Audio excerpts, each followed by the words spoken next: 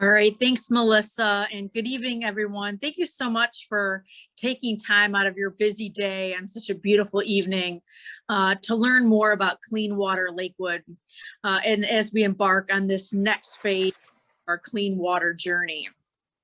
You know, we've done a lot in the past 15 years or so to address our need to be good environmental stewards and improve our wet weather infrastructure so that we protect Lake Erie and reduce the amount of pollutant that may enter our waterways when we have large storm events. We must do so because of Ohio EPA and US EPA regulators, but also we want to ensure that our waterways are clean of pollutants. Now, affordability is very, very important. So over the last year or so, we've been figuring out just how to accomplish the roughly $300 million in investments that we must make in a way that is fair and reasonable for our residents and business. Part of that work was an affordability that we'll talk about in a moment. But where we landed was that we needed to introduce a small impervious surface fee. And I asked for approval of that fee over the course. We're going to go over what all this means next, but I want to also share some really good news with you. As you've probably heard, the city of Lakewood is expected to receive about $47 million from the American Rescue Plan Act. My use about half of that to make the cost of this clean water infrastructure for residents and businesses more affordable. Now, we're still working out some of the details, but if we can do this, it means that the recent rate increases that were passed a number of years ago could be less than anticipated. Now, this funding will come at a good time, and we know how hit our community has been from the pandemic and the economic outfall it's caused. So we have a solid plan on paying for the infrastructure we need, but as you know as well, how we talk about for paying for infrastructure is so important. And that's why we're here today. We want to get your input, and we also want to explain about the ARPA funding and about the new impervious surface fee. So again, thank you for being here this evening and looking forward to a robust discussion. Next slide, please.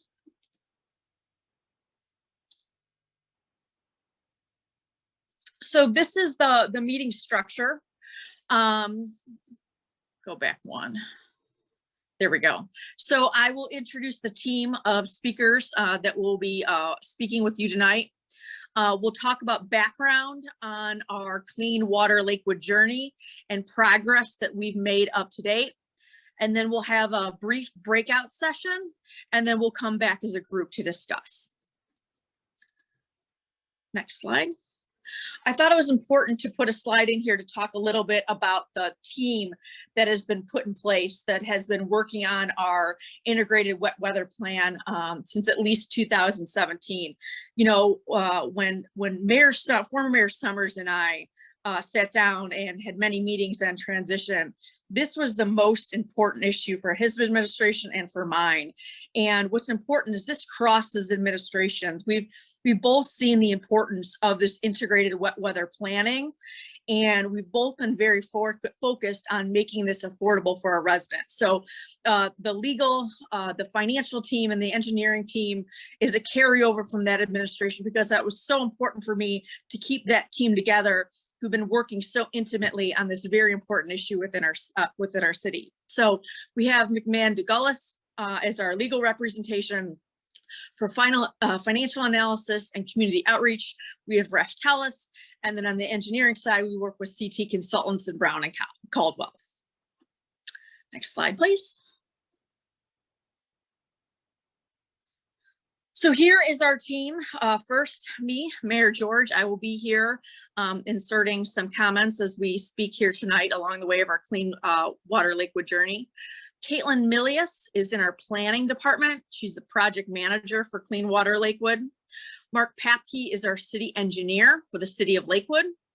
Lou McMahon, partner at McMahon DeGullis. He's our legal consultant for Clean Water Lakewood and a very proud Lakewood resident. And then Melissa Elliott, who kicked off the meeting, is the Vice President of Communications and Marketing at Ref Tellis. She's helping us with community outreach and engagement. So there's who will be speaking tonight. Next slide. So here is our agenda. Again, we're going to go through the purpose, the need, our solutions, our community impact and value, and again, our breakout session as well. So with that, I'm going to turn it over to Lou McMahon, who's going to go over the purpose and some of the background information on Clean Water Lakewood. So Lou, do you want to take it from here for a bit? Thank you, Mayor. Thank you, and good evening, everyone. It's quintessential Lakewood that on such a perfect evening, people come indoors and watch something about the lake they care so much about, and about our environment and our water resources. So it's a credit to all of you. And you saw pictures of our community meetings and some of the outreach we've had under the branding that you see of Clean Water Lakewood that has had robust public involvement. And that's really important.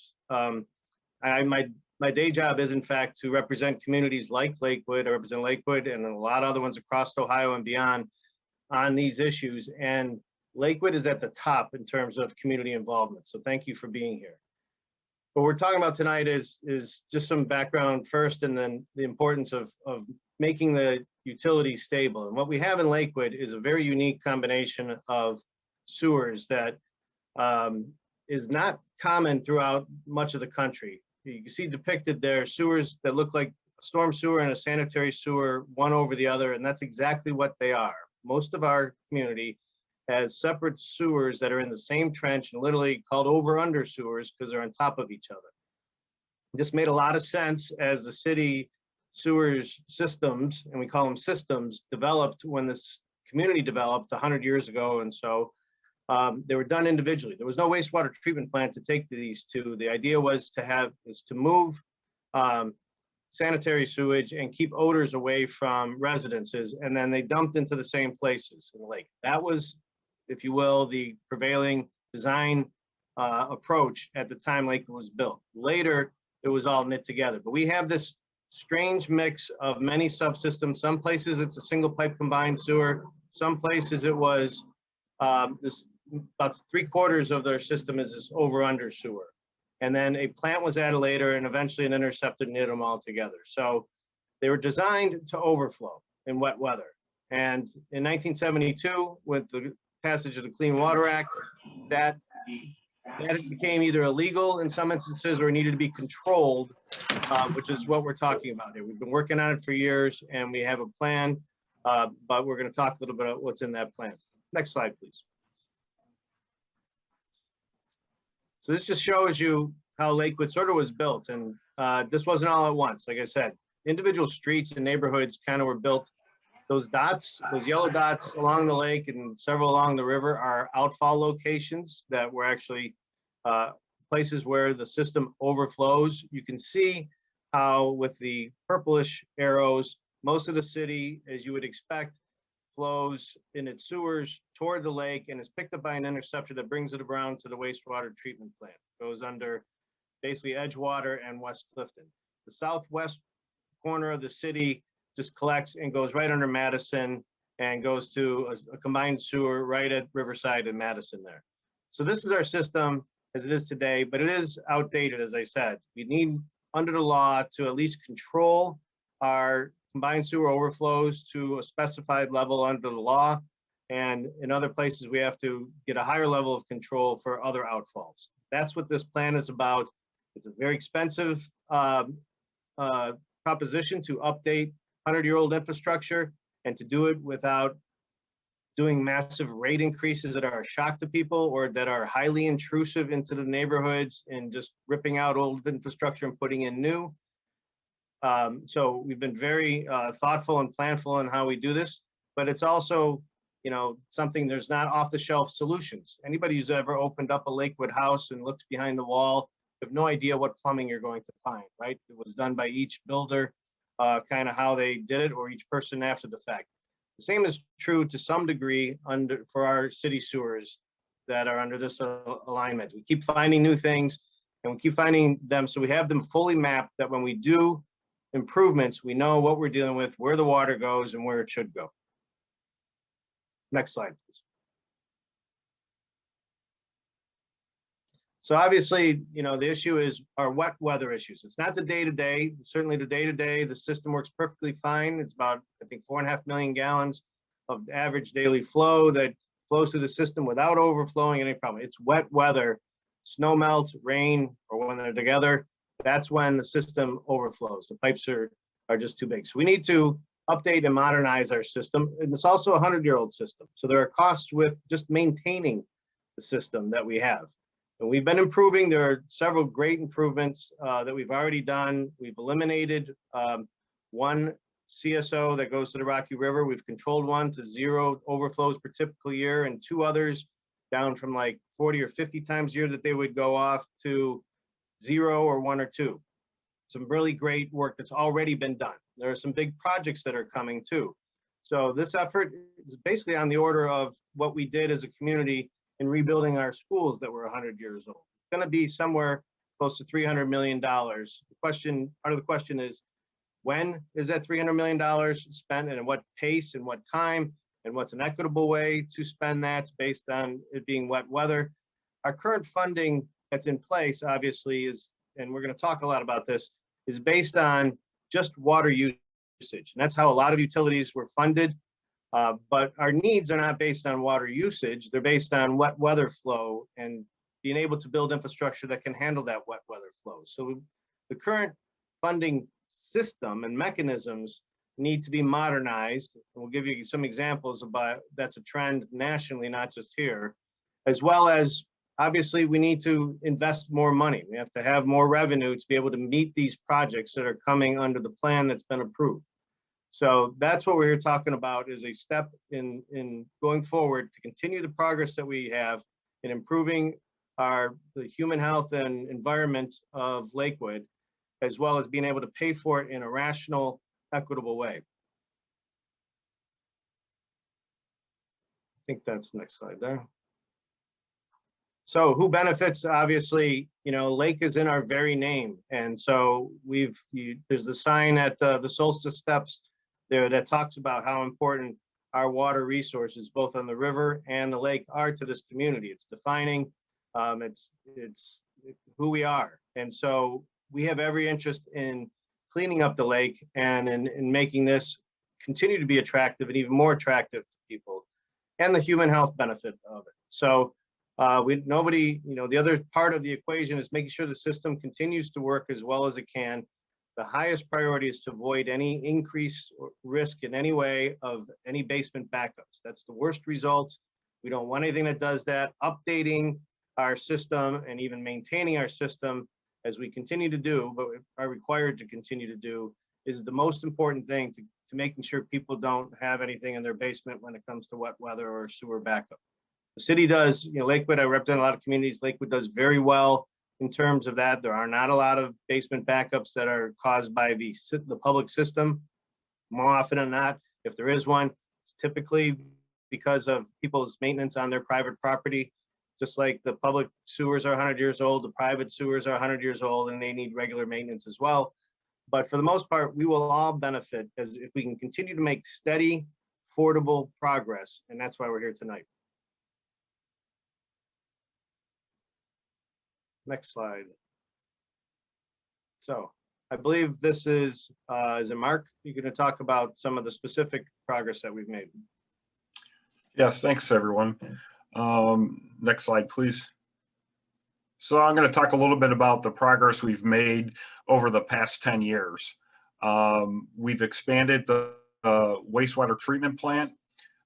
We've performed some pilot project looking at how we can reduce I&I, which is infiltration of water that's getting into the sanitary sewer system into our wastewater treatment plant. We looked at how we could perform that and how well and what costs those were.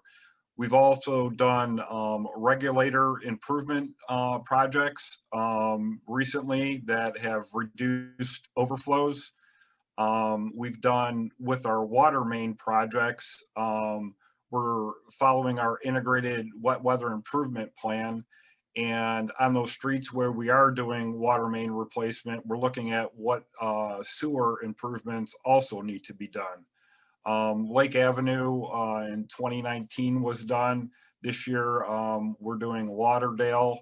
We've done a series, approximately about $5 million worth of work each year on water main replacement, as well as these sewer improvements.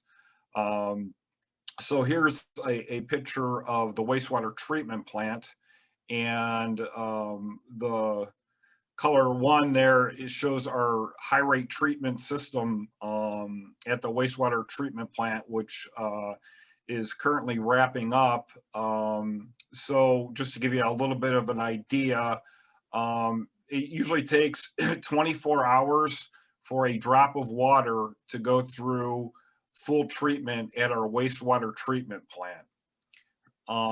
And what this high rate treatment system does is it improves the water quality by removing total suspended solids, and then also treats the bacteria, the E. coli, through UV treatment. And it does that in 20 minutes. And basically that plant there is designed basically when we start experiencing those wet weather events, it'll be turned on and be able to treat that water in 20 minutes. The bullet two was the construction of the aerial sewer, which was done in 2016, and that eliminated one of our, or two of our overflows, 053 and 054. And what that basically did was redirect the water that was combined sewer overflow from going to the Rocky River, instead coming across the river and coming directly to the wastewater treatment plant. Next slide, please.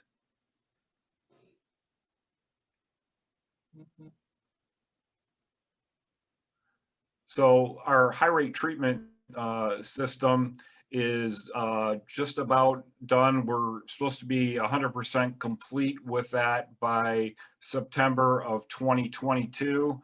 We're planning on starting commissioning of that facility here within the next few months. We're usually given about a year to get the process identified and moving along and tested.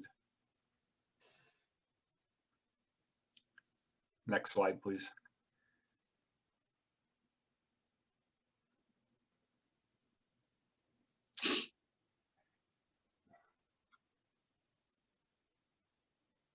So our proposal here to fund the Clean Water Lakewood, I believe our next speaker is going to be talking about that. Thanks, Mark. The next two slides talk a bit about the American Rescue Plan Act funding, which again, as I had mentioned at the beginning, is coming at a very good time. As I mentioned, Lakewood is slated to receive about $47 million from the ARPA Act. I'm going to be asking for City Council to approve 25 million of those funds to go towards Clean Water Lakewood projects. What this will do will make water and sewer rates more affordable for every single billed user in the city. Next slide, please.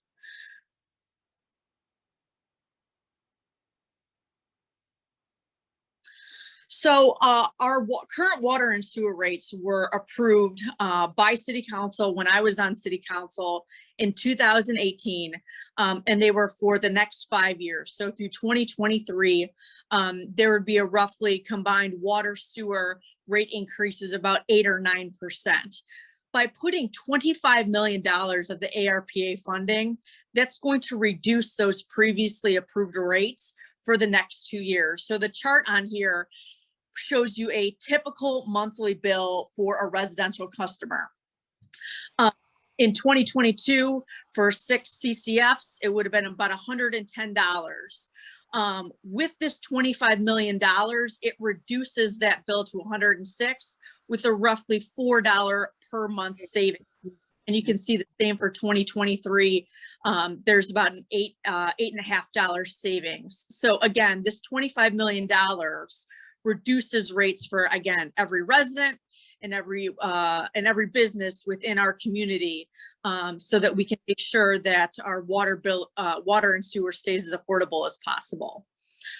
Next, I'm going to turn it over to Lou, who's going to talk a little bit about sewer capital needs and some of our solutions. Lou? Thank you, Mayor. So next slide, please. So what I'm going to show you in these slides is all available on the Clean Water Lakewood website, and most of it is in what we submitted to Ohio EPA, the Integrated Wet Weather Improvement Plan, or IWIP, because we love acronyms. So the IWIP sets out the schedule of things that we are going to do and basically how we're going to pay for them. Part of the buy down, as you can see, there's a long road that we have to go. It's total between repair and replacement. That's the black bars, ongoing repair and replacement, which is constant and unavoidable. We have to make those capital investments, as well as what the IWIP calls for. And we've scheduled them out in bundles and sort of 5-year chunks, subject to seeing where we're at on affordability periodically over time. What the buy down that the mayor's talking about helps do is reduce some of the increase that's already on the books for some of the large capital projects that are coming up, particularly after 2023. You see the very high blue bar, and that's because we have on the schedule about another $25 million project that's going to handle that overflow that comes at Madison and Riverside. The big storage down at the plant areas, current proposal. And then in 2029, you see another big blue bar, and that's another big capital project. That's the storage project that is slated to go at Cove Church to handle the second largest outfall that's at the Gold Coast. And these are our biggest ones in the plan after the high rate treatments. They're each about $25 million. They come up pretty quickly, but they also get a great big bang for the buck. And so we have the need, we have a financial need to meet. And one of the things that we've put in the plan that we submitted to Ohio EPA and was shared with US EPA is the critical need of keeping things affordable in the terms of not having big rate jumps or big rate increases. Other communities, other utilities have had at different times 15, 17% annual increases that come something as a shock, and we definitely want to avoid any sort of rate shock. So this plan, including with the buy down the mayor talked about, has essentially a 4% per year increase, which is slightly more than the current rate of projected rate of long-term inflation, so that there's more revenue to continue things, but it's a more gradual increase that people can stay accommodated with it. It's an increase, but we have to find the revenue to do these projects that EPA is going to require us to do. So I think next slide. This is again all in the IWIP report itself, and with more detail. One of the things that's really important is how does the utility fund itself? And the chart really tells you a lot of what's going on the side. The billed water, this is Lakewood, but it's not unique to Lakewood. This is all across the nation, that the amount of billed water, the volume of billed water has been declining by 2 to 3, maybe 4% per year for the last 20 years. This is due to smaller household sizes and a lot of water conservation and water saving plumbing, which is great for the environment, but it's difficult for the utility if you think about it. If you have rate increases of say 4%, but you have declining volume, you don't recognize the 4% revenue increase because people are using less water. A majority of utilities have moved to something that's less volatile and less risky on this, and had some different rate structures and modernized the rate structures. We're going to talk about some examples. The Impervious fee is one of those that we're talking about tonight. But this is really important. We need to also change the way in that our funding relates to the projects that we're going to have, because our projects are wet weather based. They're not consumption based, so it's not based on how much water a household uses. It's based on having enough volume for runoff that comes off of properties and goes to the public sewers, and being able to manage that. So those costs are what we're trying to have an impervious fee be a more equitable way based on the runoff from property as opposed to just consumption in a household, and continue with just that rate structure. Next, please. So here's a part of the proactive solution, an impervious surface fee, and you'll see in a moment that this is not uncommon. But what's impervious surface? It's anything that water can't penetrate, so it runs right off. And our big issues are the runoff, typically from the peak flow from large storms. It could be extended storms, it could be big flash storms, but when too much water hits the sewer system too fast is when we have overflows. The idea is to either have storage of that, or to not have it go into where it shouldn't be. An impervious fee then is for those surfaces on property that let water run off immediately. And so that's where the demand in our system is coming from. It's wet weather infrastructure and the impervious surface that feeds that. Next slide, please. So we've had a number of public meetings, as I mentioned. This particular one pictured here, I believe, was a January night, and I think we had 125, 150 people in the high school cafeteria. It was a great turnout, like I said. I work for utilities of regional utilities of 2-3 million people that they serve, and they'd be lucky to get 125 people. We had that on a wintry night in January. So we asked these questions: which of the following options would be most acceptable to collect the revenue needed for this program, and the impervious fee came out on top. And I think part of that has to do with the fact that nearly every community around us has this already. Lakewood does not. We'll talk about that in just a second. I guess next slide, please. So here's what other utilities are doing to modernize their rates. And it's very typical.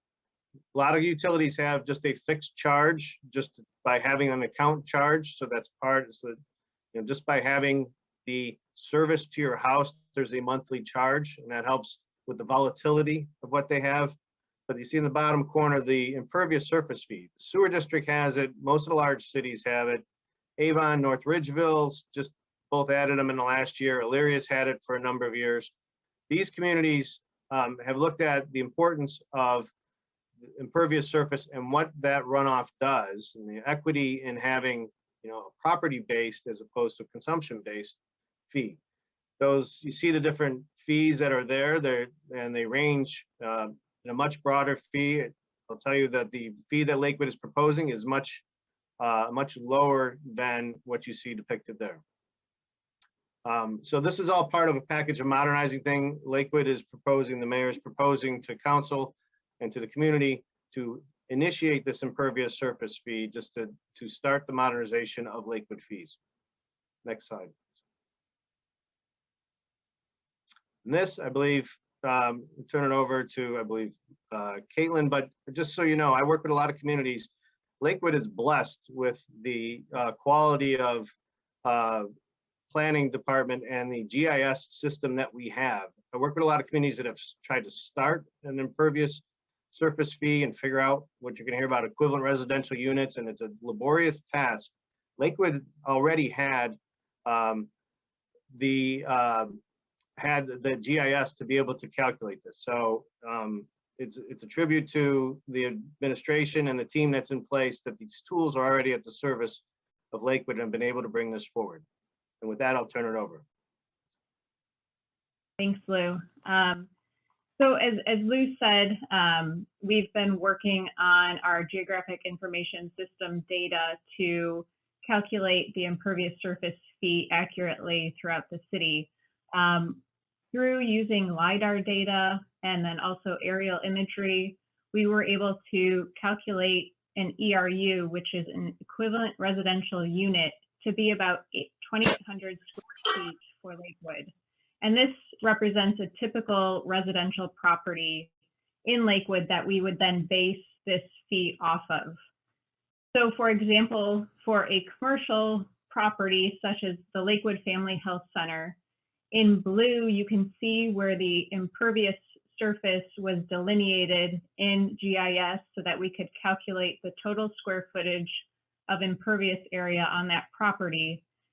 Divide that by the 2,800 square feet to come up with the 25 ERUs, which this fee would be based on. You go to the next slide.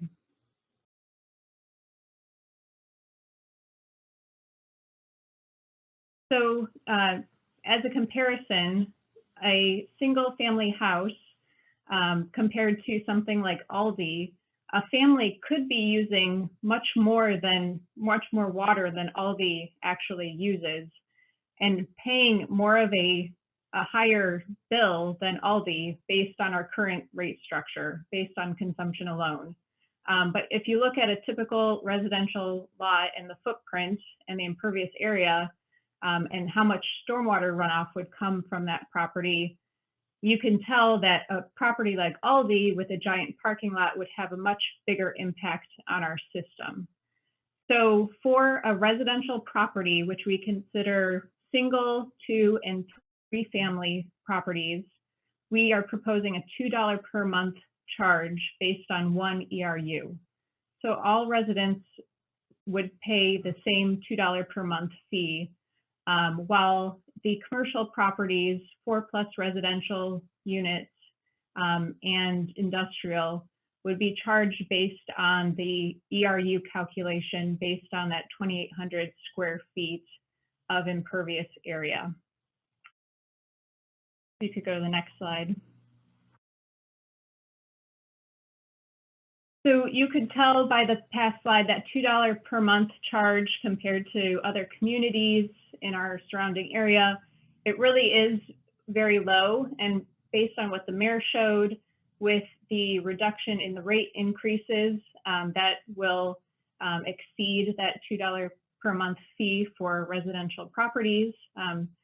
So this fee is proposed as a flat fee. It's not changing over time. It's not going to have increases year over year, so it would be unchanged until an additional action by council. At this time, because the fee is starting low, we are not proposing a credit system. We are going to stay with the fee as it is, and then as the fee in the future might go up, we would consider a credit system for properties. Affordability will continue to be a prime consideration. Working with Ref Tellis, our financial consultants, we do have an affordability model where we look throughout the city to make sure in all of our census blocks that the current water and sewer rates are affordable for our residents and our businesses.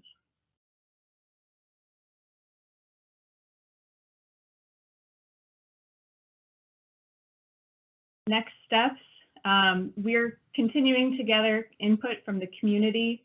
This will be introduced to City Council at next Monday's meeting, June 21st, where it will be discussed.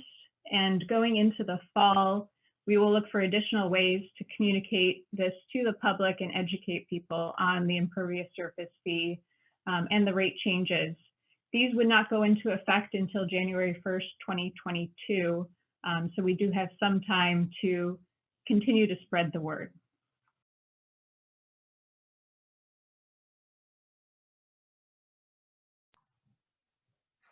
And now I am going to hand it over to Melissa, who is going to help us break out into discussion groups. Great, thank you, Caitlin. We are going to go into discussion groups, although we had a couple of chat questions, so I just want to make sure we answer those before we jump into groups.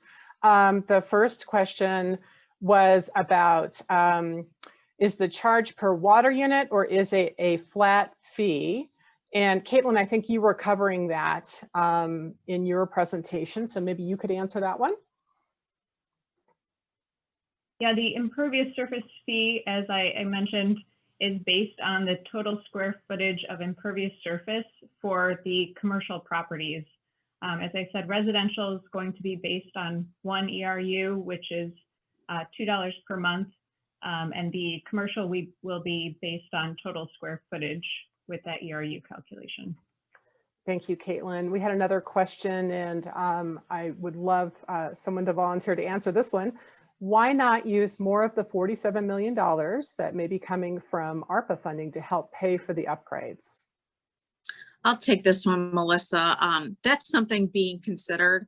When we had first heard that Lakewood at the time was slated to get about $50 million, I immediately thought, let's put half of this, at least half of this towards water sewer so that we can help every single person within our community.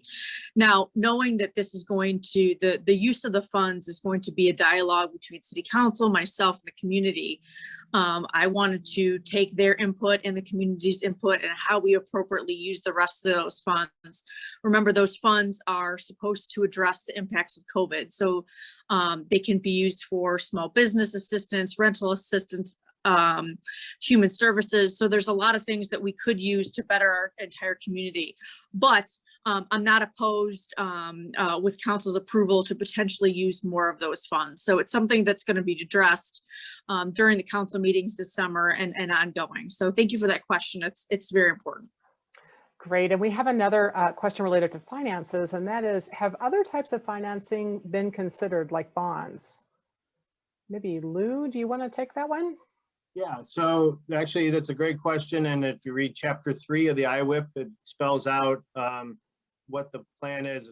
Bond funding is considered. There's actually state revolving loan fund is actually cheaper than bond funding at the moment. And Congress put a lot of money into that recently and is expected to put more. So that is a great way. And Lakewood's done a great job of leveraging those dollars as well. But you have to have some revenue stream in order to even qualify for the bonds and an ability to pay that back over time. So you do have to have rate increases or some revenue to pay for that in some way. So we've looked at all the mix of those. We'll always look at those because they do change over time. We always look in particular for grant or what's called forgiveness. When they don't want to call them grants in the state revolving loan fund, they call it principal forgiveness. We're always looking for those. The city's been very fortunate and very proactive. Mark Papke in particular secured a lot for the city in terms of low cost or non-local dollars flowing to this project. Great. And then we have, oh, sorry. Yes, Mayor. I just want to add the line of financing. You know, we are, as Lou mentioned, we're always looking for grants or other avenues of financing. Congress recently took up requests for earmarks again. So I did request from Congresswoman Chapter for about $5 million to use for her earmarks towards the water sewer. Unfortunately, that it didn't come our way. But I recently, this past week, sent a letter to Senator Brown talking about Clean Water Lakewood and hoping that they could get some federal funds to put towards this initiative as well, and hoping to hear back soon. So we are always looking for other ways to pay for this rather than just putting on the backs of our community. Thank you, Mayor. And this next question, Caitlin, is for you. What does it mean to have a credit system that would be used to cover fee increases? So I mentioned that some of our neighboring communities with higher impervious surface charges have a system of credits where you can get a lower fee based on installing different practices on your property. So for example, if you install a rain barrel or a rain garden or pervious pavers, like I said, these are typically when the fees are higher and they have a whole system of inspecting these and making sure they function correctly. At this point, we're not at that level of fee yet to implement that system where we could give a lower fee based on installing some sort of retention on your property. But it's something that we would look into for the future. Thanks, Caitlin. And one last question before we head into our breakout groups is how much of our present sewer charge is going toward routine operations versus the EPA related improvements? And are those funds segregated? Lou, are you the right person for that? Well, I'll just point to the plan. Actually, we did this planning specifically, and if you want a rough estimate, again, it's in chapter 3 of the IWIP. It's on the page and on the web page. We've pretty much budgeted about $5 million a year for repair and replacement work. That's for the whole system. That's for all upgrades and replacements at the plant. And then about $5 million a year for capital for this IWIP program, for the improvements we need to meet our wet weather obligations. So that would be a rough order. There's also operational dollars there. They're not segregated. Right now, everything comes from the same source, which is the sewer rates that are paid when you pay your sewer bill. And that's, so they're not segregated today. We also have stormwater costs for running our stormwater system, of checking those outfalls, et cetera. So, you know, again, on the capital side, about 5 for repair and replacement, about 5 per year toward our bigger projects. Great, thank you, Lou. Well, I think it's time. We want to hear more from you and from more from other folks that haven't asked questions yet. What we're about ready to do is we're going to go into what's called a breakout group. This will happen automatically to you. You've been assigned to groups. And we have some of Lakewood's staff members that are going to be the facilitator of each group. We'll be in the groups for about 15 minutes. And then we'll bring everybody back. While you're in your groups, your facilitator has a couple questions they're going to ask group members. We'd love it if you unmute yourself, and if you've got the ability to show your video, that would be nice as well. And you know, please do share your thoughts on the questions that they've had. Now, each group has different questions, and at the end of 15 minutes, we'll all come back together and we'll share the input we received on the 10 questions that we have out there. And so everybody will get a chance to hear what was happening in the groups they were not a part of. So with that, I'm going to ask my colleague Sapna to go ahead and put us into our groups. If you get lost, you'll end up back into the main group and she'll reassign you. And you could always leave. There's a leave button. You can leave the group. You can actually leave the meeting. So something happens and you got to step away. That's how you do that. All right, Sapna, go ahead and move us on. It looks like we've got everybody back. We didn't lose too many people. This is great. I had group 5. They were pretty talkative. So why don't we start? We'll just kind of go in order. Caitlin, you had group 1. And did you want to share screen and show us the questions you all were working on and what you heard? Yeah, I can do that.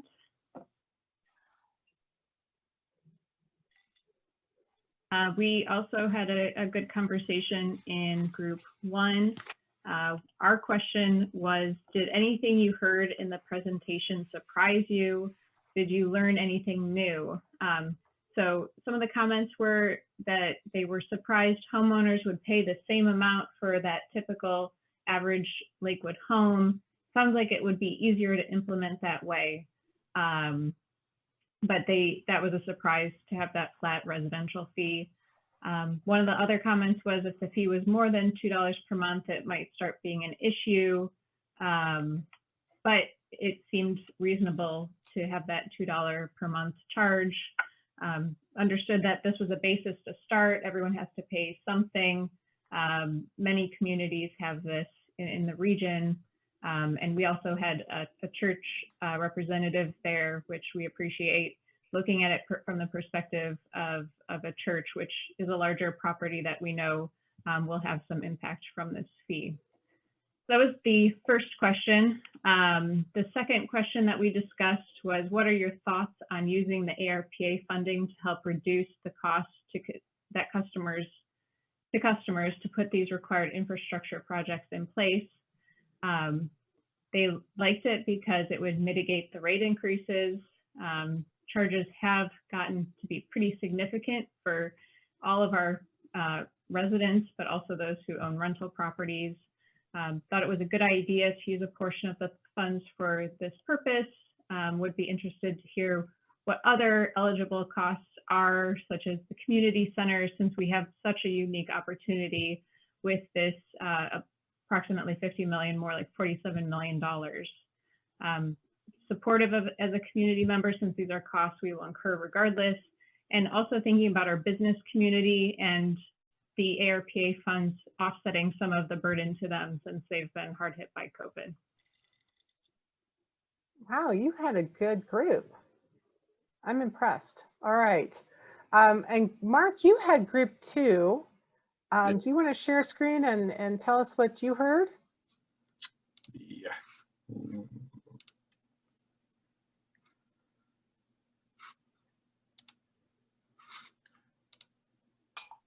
All right. So our questions were, how much did you know about Clean Water Lakewood before tonight's meeting? And also, what questions, do you have any questions about what you heard? So 2 of the respondents said they really didn't hear much about Clean Water Lakewood before tonight, but they were aware of, you know, the upgrades that were going to be required to meet the Clean Water Act. One of our participants said that, you know, they read through the documents that were on the city's website, and they're aware of the sewer district's fees with regards to the impervious area fee. 2 had responded that they had learned about Clean Water Lakewood and the meeting through their water bill. Some of the comments were about, you know, the larger commercial areas that, you know, they need more stormwater control. And, you know, I explained a little bit about that really, you know, in the 1990s is really when, you know, the EPA started with requiring stormwater control and water quality. And then it really took off in 2000. So prior to that, there was a lot of commercial development that was developed, you know, with just hooking up whatever, you know, your pavement that you did and hooking it up to the stormwater system without any control, which has really gotten us into the pickle that we're in now with these combined sewer overflows.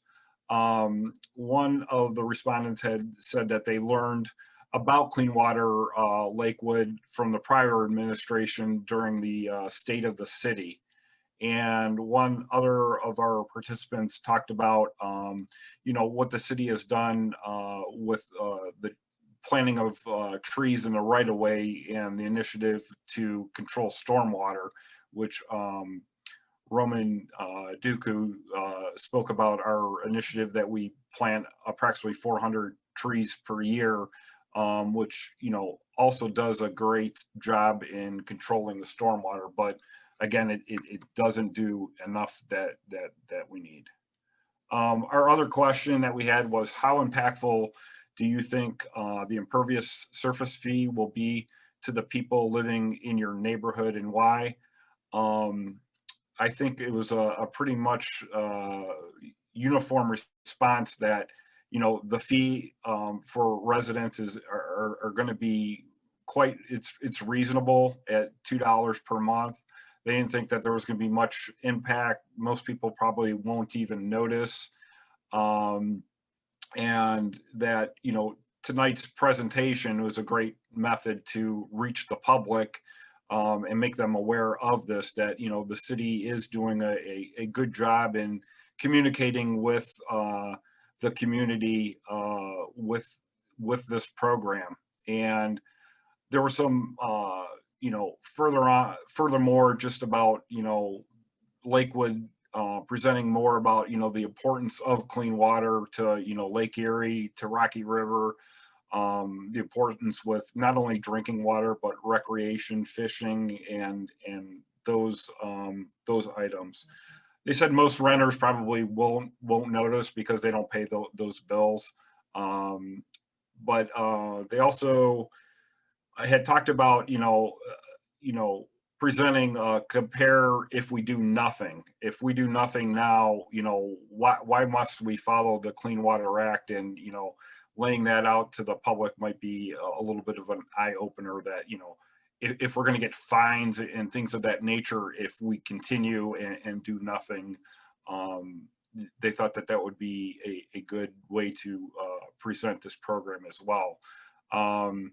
They did say, you know, the city is doing a great job in these presentations and the public outreach, but, you know, we're still not reaching everyone. And, you know, I think that that's just a a matter of, you get your utility bill, you pay it, you probably throw everything, in the garbage after that. I know, I don't live in Lakewood, but, I'm in the sewer district, and myself, I just pay the bill, so I don't know what that message is, but, the city's doing well with, informing the public, at least putting it on our website and, having these meetings.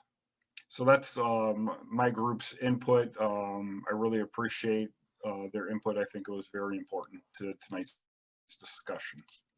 Great, thank you, Mark. And you may have noticed in the chat, the city has done a lot of work on its website to really document all the years of progress that they've been doing on Clean Water Lakewood. So the website address is there, and also a link to, within that site, there is information on IWIP, which is the big plan that we're all referring to here that's driving this. All right, so let's go to group 3, and that is Sean. Sean, you want to share your screen? Absolutely. 1 second here. Sure.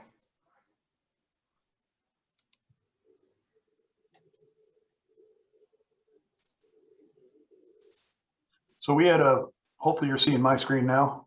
We are. Excellent. So we had a pretty robust discussion on our 2 questions.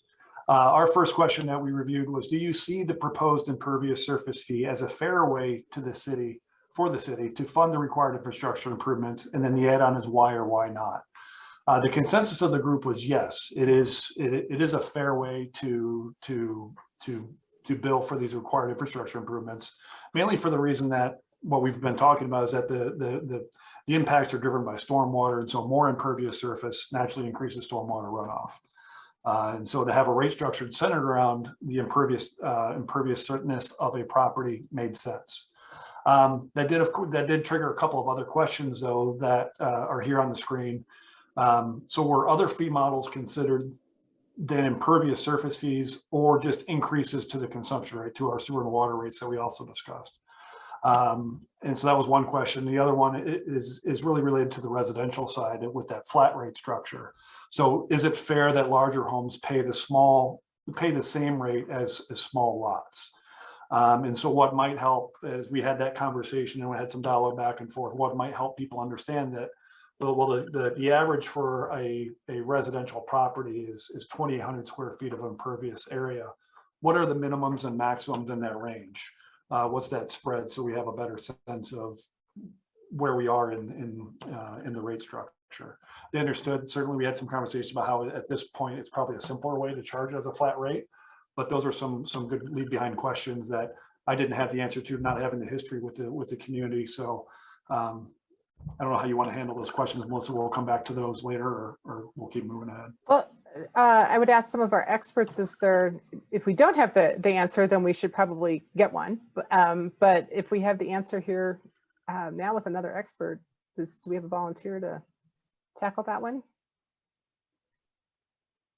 Well, I do think in the community meeting that we held in 2019, we did poll the community about various rate structures and asked them, which of the following options, in addition to a volumetric rate, would you support to collect needed revenue for compliance over the next 5 years? The question looked at new fixed fee added to each monthly bill. So that, is that basic service charge, which is a flat rate across the board, which is probably the other most typical method used to charge residents. But I think the community saw the impervious surface fee as the most equitable way of charging based on the impervious surface versus just a flat fee to make up those costs. So we did talk about a flat fee across the board, but it was not as supported as the impervious surface fee.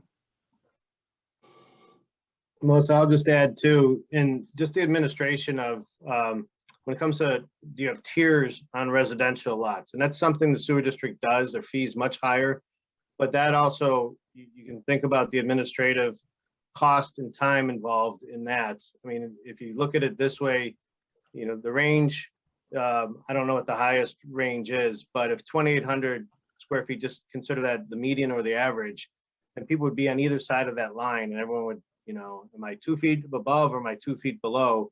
At $24 a year for those costs, you know, the administrative time to apply that analysis as to who's in what line there is something that we didn't think at this stage of instituting this fee was cost effective. That's something that could be considered in the future, like other jurisdictions do, especially if the fee gets higher, to make that even more equitable. But at this stage, it didn't seem cost effective. Great, thank you. And Sean, you had another question. Our second question was, in the future, if the city were to offer a way to reduce impervious surface fee for residential customers that reduce the amount of hard surfaces on their property, how attractive do you think that would be for customers? And then the add-on is, why do you think that? And so the consensus with the group was, yes, that would be attractive. And although the question was focused on residential customers, but they did believe it would be particularly attractive for commercial customers. But they also recognized that there was a challenge in doing that, in that as we start to implement those, whether it's BMP's best management practices with pervious pavers, rain barrels, rain gardens, some things that require functionality, that there's a challenge with the number of parcels in the city, a potential challenge with the number of parcels in the city, and our ability to administer and then monitor and inspect that type of program. We did had some discussions though about tree planting could be a consideration for reducing the rate in the future. And there's also just a natural tie-in. People generally want to make improvements to their property to reduce runoff and be more environmentally conscious, sustainable, if you will.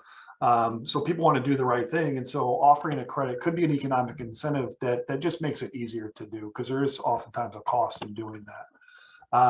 The last thing that we left with was one thing to be that's important to consider as we're thinking about these fees are the impacts on renters, especially those that live in lower, especially lower income households, and then are renters that are living in larger complexes that have a significant impervious area, so they're going to fall into the commercial rate rather than the flat $2 a month rate. So that's where we left off. A really good conversation with the group, and thank you again to the group that was with me. Yeah, it sounds like a really good conversation. Our next group is group 4, and that was Katie and Don's group. I'm going to share your screen. Yeah, I can go ahead and do that. Thank you.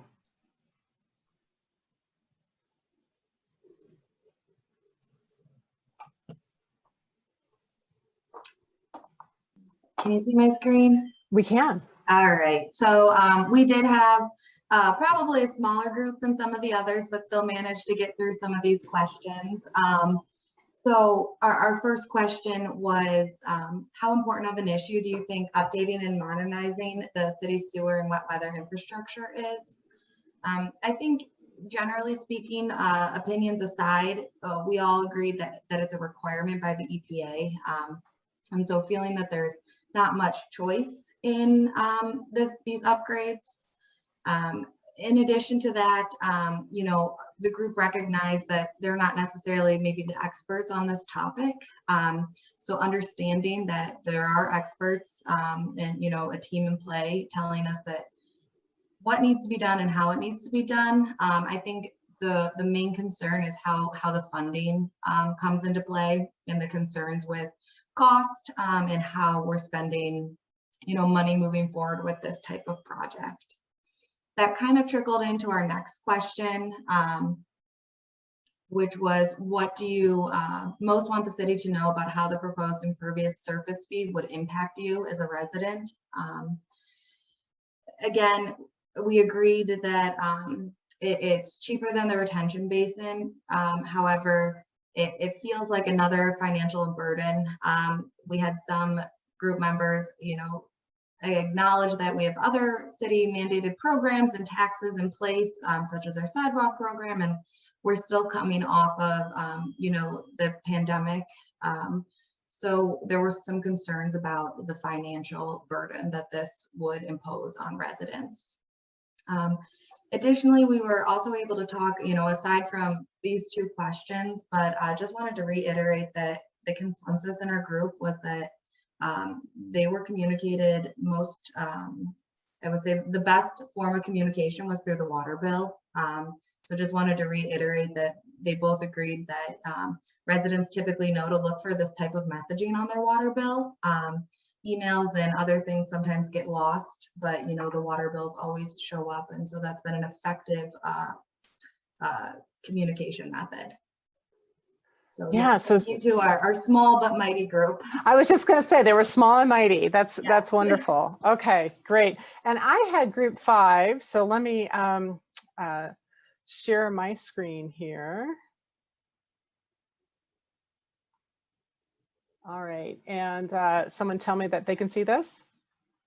Okay, I see a thumbs up.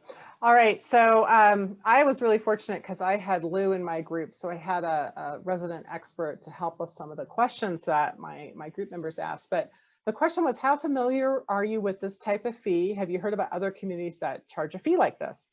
And it was kind of split. We had some folks that said, yeah, I've heard of this before, and they mentioned Cleveland's impervious surface fee, but others hadn't heard about it before, and their first time they'd heard about this type of fee was in the bill insert that they received, the flyer that they got with their bill. And then we went through a series of questions. So I just went ahead and wrote those down, so in case they were on your mind as well. And the question really, the first one was, okay, if it's $2 per ERU and you need to raise a lot of money, yeah, 300 million-ish.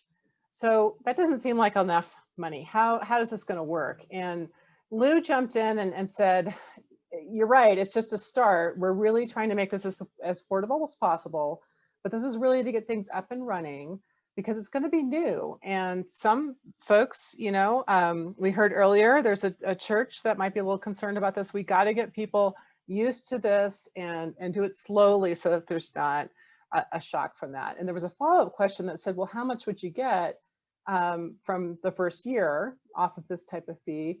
And Lou's answer was about $500,000 annually. And then there was a question that even Lou could not answer, and that was, and we thought, Caitlin, you might be able to answer this one. How many ERUs are there in the city of Lakewood? And I'll pause right there and see if you have off the top of your head. I don't have it off the top of my head, but I have a table with that somewhere. So okay, I'll keep talking. I'll try and pull it up. Okay, and you can certainly put that up in the chat too when you get to it. And then there was a question about, all right, so how does this work? Is the American Rescue Act, is that subsidizing the fee itself for a few years? And it is a little bit confusing, but really the funding that the city is proposing using from the American Rescue Plan Act would actually lower the water and sewer rates. The fee would then be separate on your water bill. The $2 fee for residential would be separate. So when the mayor talked about lowering those rates, she showed you the slide and how much it came down for a typical bill. And I think in the first year, the typical bill was around $4 was the reduction.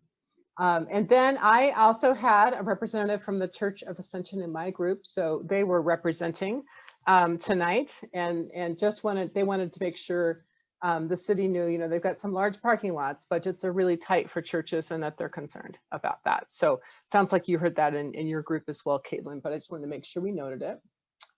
And then on this, my second question was, what do you think the best ways are for the city to connect with its customers on this issue and ensure that they're informed? And we heard a number of things throughout the other groups too about ways people heard about this meeting and about the issue itself. There was a shout out for community sessions being important, that you know, before COVID, that was a way for people to get out in the community and hear from city leadership about these issues, and they enjoyed that. Another person said, you know, I really rely on the flyers that you send out, and that is important to me, so keep doing that. We had a shout out for social media. They found this meeting on Facebook, and also the back of the water bill. So everybody heard about it different ways. It just kind of goes to show you got to try and cover all your bases. And then we did have a comment in our group, just wanted to make sure the city was aware that this particular person does own a building and on the south side, and that they had to, they were required to separate the sewer and storm, and it was quite costly for the property owner. And She just wanted to make sure you were aware that, you know, it feels like that she'd already kind of done her part to help solve this problem, and just wanted to make sure folks were aware that people have been trying to do their part and moving forward, and it is kind of costly for some of these properties as well. So with that, Caitlin, did I give you enough time to answer the ERU question? She's still looking. So it would be around 250,000 ERUs. My table is not quite complete in this amount of time. So that's fine. It that would was be our, around yeah. 250 ERUs. Okay. That was our rough estimate from doing back of the envelope math. Lou did that for us in the room, but obviously it sounds like you've got that somewhere in your system there. Well, we're coming up on 8:30. I want to appreciate all the input that we received tonight. We will capture this. The city will have it. The recording of tonight's session also will be made available. And with that, I'd like to turn it back over to Mayor George to close us out for the evening. Thanks, Melissa, and thank you again, everybody, for participating in tonight's meeting. Based on some of the questions and the feedback, it sounds like everyone took a lot out of this and learned a lot about both the new impervious service fee and how we intend to use at least 25 million of the ARPA funding. So if you have any follow-up questions, reach out to us, don't hesitate. But again, thank you for being here tonight, and I look forward to continued dialogue on this really important topic. Thank you, and have a good night.